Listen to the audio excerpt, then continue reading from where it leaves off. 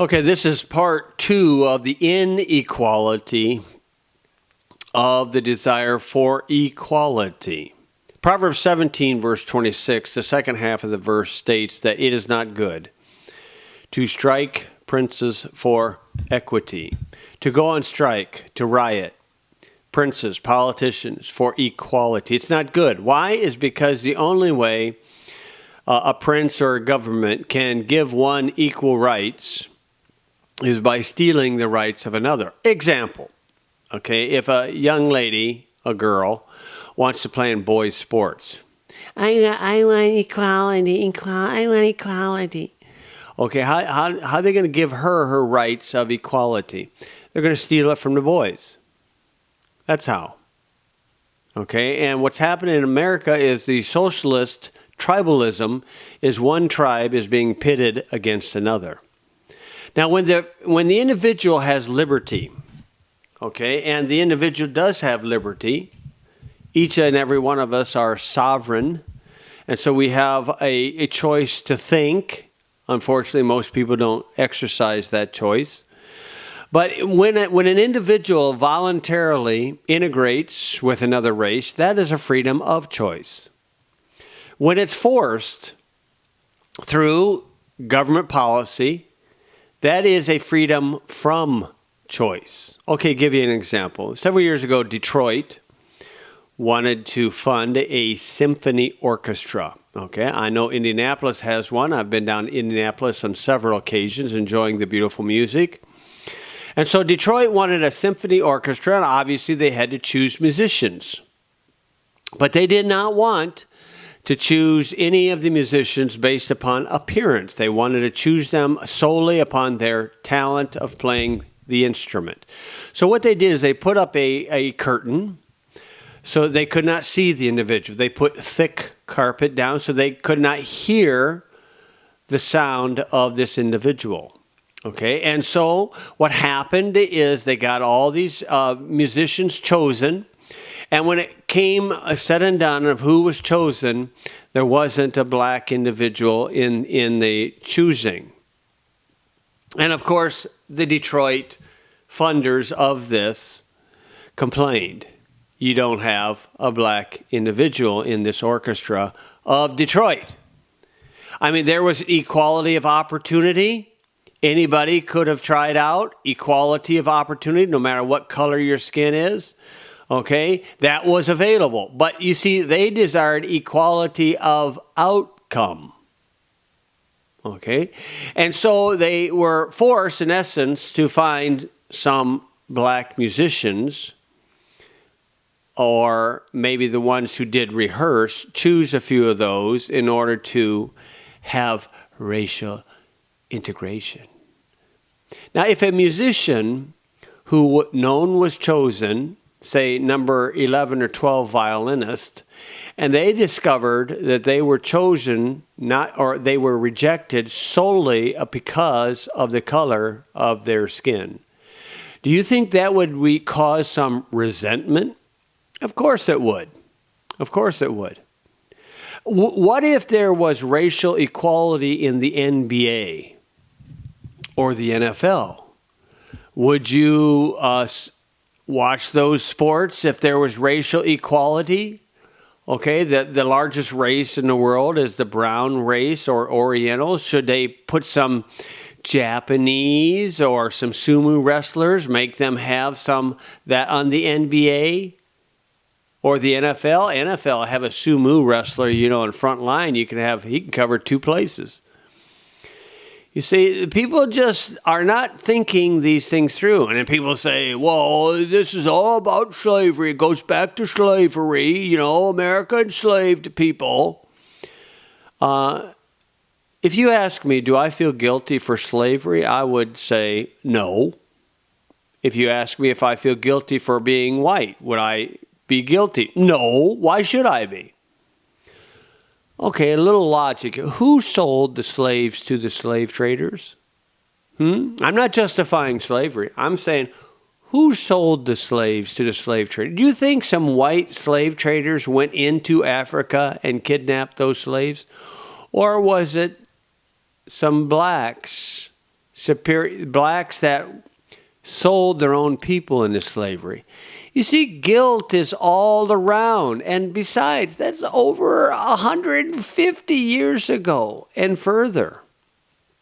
Okay, a little history here. In the Bible, who was the first race that owned slaves? You don't know? Try reading Exodus chapter 1. In Exodus chapter 1, Egyptians. Egyptians owned Jews to be their slaves. Has Egypt paid any reparations to Israel as a result of this slavery? In Genesis chapter 43, in the Bible, when was the first occurrence of prejudice? Where was the first occurrence of prejudice? Genesis 43 verse 32 says, this is the story with Joseph when he became second man under Pharaoh. And his brothers were there, and they were going to have a meal, Jewish men and Egyptians. And in Genesis 43, verse 2, it says, and they set on him for him by himself, so that's Joseph sitting apart from everybody, and for them by themselves, that's the Jewish brothers, and for the Egyptians which did eat with him by themselves, because the Egyptians might not eat bread with the Hebrews, for that is an abomination unto the Egyptians.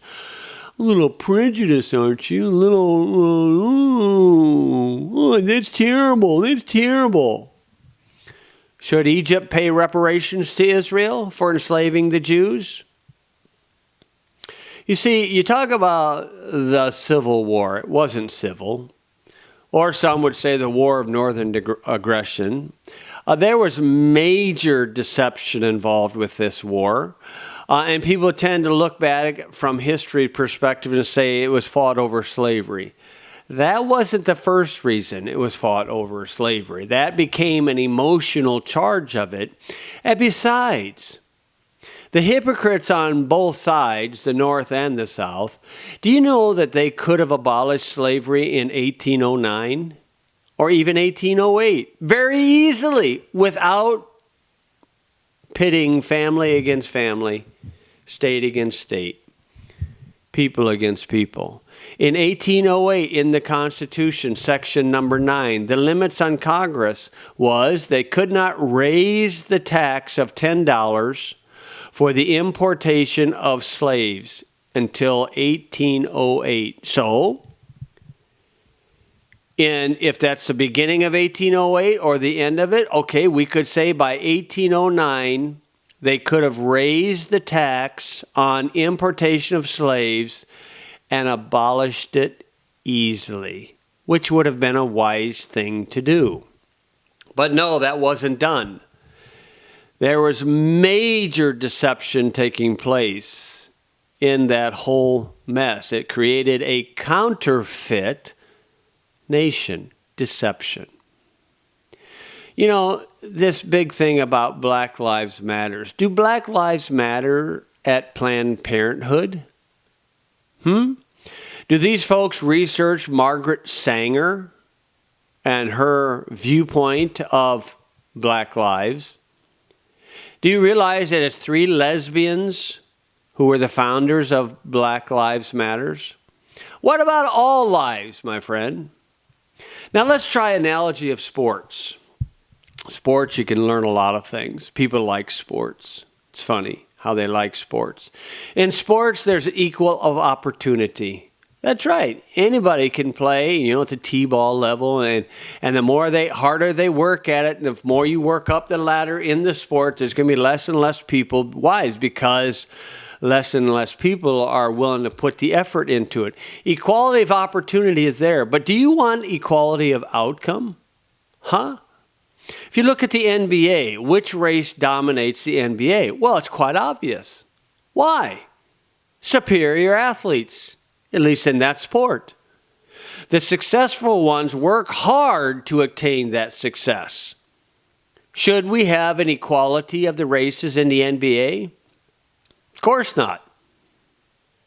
Where in the world can an NBA player, a black man, make millions as it does in the United States? And you're going to complain about the United States of America? Huh? Where could you go to make the millions that you make, Mr. Professional Athlete, Mr. Narcissist? Okay, where could you go? Could you go to any of the nations in Africa, make the kind of money you make here, and you're complaining? Could you go to South America or Central America, any of those countries, and make the millions that you make here? Huh? Should we have an equality of outcome in the NBA? Wouldn't that be wonderful? Okay, where one team is beating the other team, and the last second, okay, one team is winning by 20 points, but in the last second, equality of outcome, they give 20 points to the other team and the score is tied. Oh, wouldn't that bring the fans in? Equality of outcome. In the NFL, Mr. Colin Kaepernick, where could he make the millions that he's made in this country? Throwing a pigskin in a cow pasture. Could he make it in Africa? Could he make it in Europe? Could he go to the Soviet Union to make it? How about China? Oh, yeah, I'm sure he could get paid millions in China. Maybe in Mexico, Central America, South America. Where could Colin, good old Colin, where could he go to kneel at the national anthem of any country that I've named in the past and still get paid millions? Should we have an equality of outcome in the NFL? There's an equality of opportunity. I mean, if any guy shows the talent, any coach is going to want him on his team. I don't care if his skin color was purple. You see, is there equality of races in the NFL? No. No, not at all. Should there be an equality of outcome in the NFL? Okay, one team's really beating the other team, out beating them bad, you know. And so, but then the last second, one team's up 2 touchdowns, 14 over the other team. And so in the last second, because we won equality of outcome, they gave 14 points to the other team, tie game. Oh, they all go to the Super Bowl. Tie game. Oh, we all get certificates of participation. Why? Because we want equality of outcome. Now, equality of outcome is something you don't want. You wouldn't watch the sports if that's how it ended. Should the NHL be more diverse? The Major League Baseball is about 30% Latinos, 9% black, 58% whites, 2% Asians. Should each team become more diverse? Yeah. Should the Cardinals, St. Louis Cardinals, hire a Cubs for a third base coach? And maybe a White Sox for a first base coach? And maybe they'll hire somebody from the New York Mets for the pitching coach? Or is each team solely and singularly trying to promote their team? No diversity there, huh? And all the races on their team are trying to promote the one idea is for their team to win. What happened to equality of outcome there? How about racial diversity? How about racial equality? It's a bunch of nonsense. You see, if a guy's an evolutionist, what do you learn from birds, cardinals, blue jays, pigeons, sparrows? What do you learn from birds? Birds of a feather flock together. You don't see a cardinal going around looking for a blue jay. No way. Birds of a feather flock together. You know, in that realm, I guess they're smarter than man. God knew the tendency of man towards somebody of a different culture, a different race. And Christians today, Laodicean Christians who watch the news more than they read their Bible. In fact, the vast majority of them don't even know if they have a Bible. Oh, they're bending over backwards not to be offensive. Oh, I don't want to be racist. Oh, no way. I don't. I feel so guilty for being acquitted. Acts 17, verse 26. The Lord knew this. It says, and hath made of one blood all nations of men for to dwell on the face of the earth. And Christians read that. Oh, see, we're all the same. We're all the same. We're the same. Yeah, you may be you may be black. No, they're not. No, you got to be colorblind. Oh, okay, we're all the same. Yeah, we're the same. You know who tried to be the same? He didn't know if he was black or white. He didn't know if he was an adult or a kid. He didn't know if he was male or a female. Was Michael Jackson.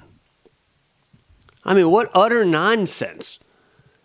Christians fawning over themselves. Ooh, I just got to do this to show that I'm not racist. I was at a homeschool conference, and they had probably in this conference was about 2,000 teenagers, young teenagers. The vast majority were white kids, obviously. Yes, there was very few blacks, but there were white kids. And all the leadership wanted to make sure, we're not racist, we're not racist. So they have a black preacher come in. And the head of it said, he's my father, my adopted father.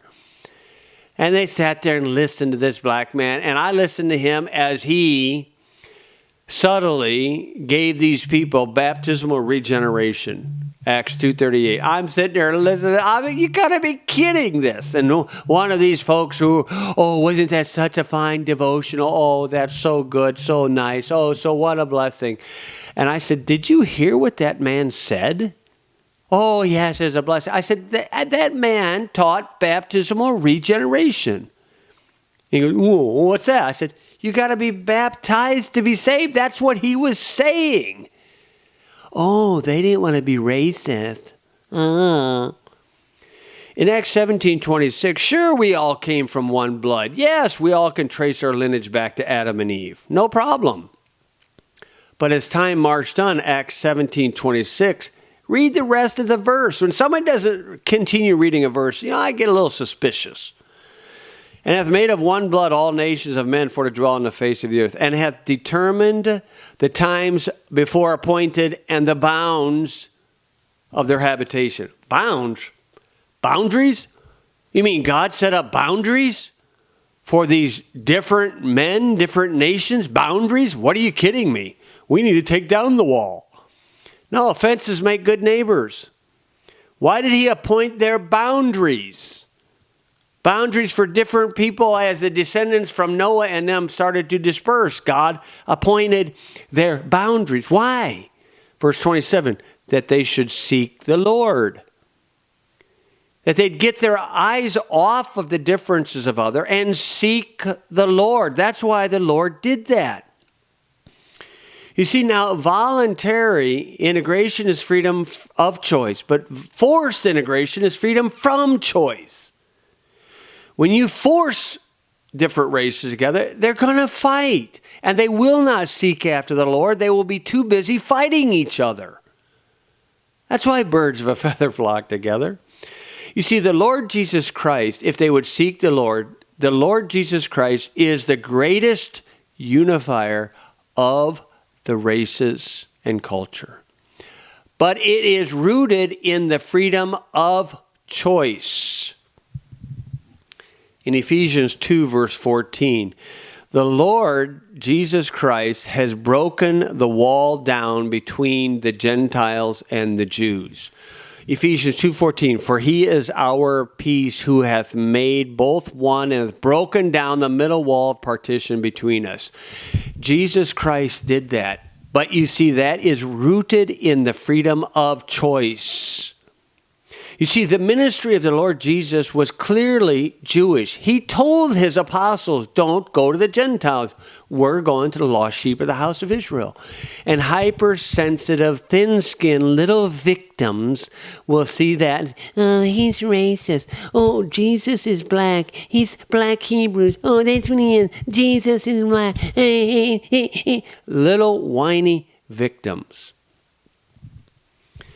When you overlook this garbage and you recognize that God is having an equality of opportunity for anybody to come to a Jewish Messiah, Jesus Christ.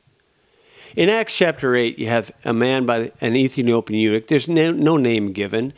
This Ethiopian eunuch adopted Judaism. He didn't run to the NAACP and scream about prejudice and racial inequality. He ran to Jesus Christ is what he did. Well, he was running to Judaism first. And he was reading Isaiah 53, a place where Jewish rabbis don't want Jews to read. This Ethiopian eunuch was a Jew religiously, a Jewish proselyte. He wasn't a natural-born Jew. And he was reading Isaiah 53, and he was getting it figured out. He was reading about a four-legged lamb, but he knew it was talking about a man. And then Philip came along, and the Spirit guided Philip to talk to this Ethiopian eunuch. And this eunuch said, man, I'm reading this, and I don't understand it. And he said, you understand what you... No, I don't understand it. Could you guide me? And he guided him, and he showed him about Jesus Christ. And that Ethiopian eunuch didn't scream about racism or anything. He said, I believe that Jesus Christ is the Son of God. In Acts chapter 9, you have a Jewish man, a brown man, an Oriental man, who was persecuting born-again believers in Jesus Christ. And Jesus Christ met this man, and he said, you're persecuting me. And he said, who are you, Lord? He said, I'm Jesus, whom thou persecutest. That Jewish man changed, did a 180. He began telling others about Jesus Christ. Instead of persecuting Christians, he unified with them. In Acts chapter 10, you have an Italian, a white man, who was told by an angel, you need to find a man, talk to a man named Peter. And then he had to talk to Peter. He had to give Peter a vision because of that Jewish mindset. They think them Gentiles are, pretty low scum, And Peter had to overcome that idea. And Peter introduced the Lord Jesus Christ to Cornelius. You see, the greatest unifier between cultures and races and genders is the Lord Jesus Christ. But that's rooted in individual liberty with the freedom of choice. When it's forced, you've lost your freedoms. And that's what's happening to our country. We're losing our freedoms. And in Galatians chapter 5, Paul said, stand fast, therefore in the liberty wherewith Christ hath made us free. Boy, my friend, may God have mercy in our country. May God have mercy on the churches. May God have mercy on the individuals that we would stand fast in this liberty. Please don't be confused by the equality, the cry for equality. There is inequality. You are uniquely created by God, and rest in that liberty and in that truth.